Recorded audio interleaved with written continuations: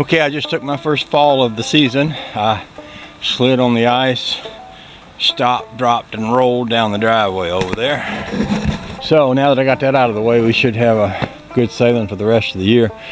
Sometimes early in the season you have to fall down to remember that white stuff is slippery. It's kind of like driving. A lot of people go out and they have all these big bad crashes immediately at the first snow, and that reminds them, hey, this stuff is slippery. I'm just saying. So what I'm going to try to do first off is to put these icicles up on the front of the house, and keeping in mind that we are going to be getting a bunch of snow, I want them to be in such a place where they're not going to be in the way of the snow. So I think I'm going to put them kind of up under that edge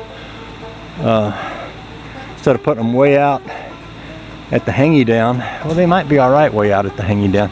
I tell you what I might do. I think I might have enough to actually do the front of the house twice, so I may start out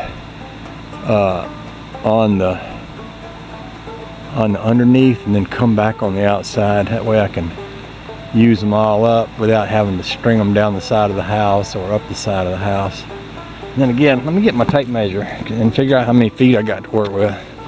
I'll kind of figure out how I want that. You gotta use your thinking parts. Another thing I was thinking about, speaking of my thinking parts, was taking some of those little wire lights and running them around the high points on that Volkswagen, kind of outlining that hood so that it all kind of illuminates in the dark. I think that would be fun.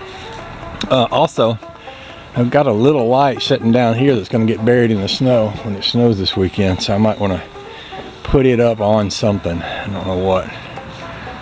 We'll think about that too.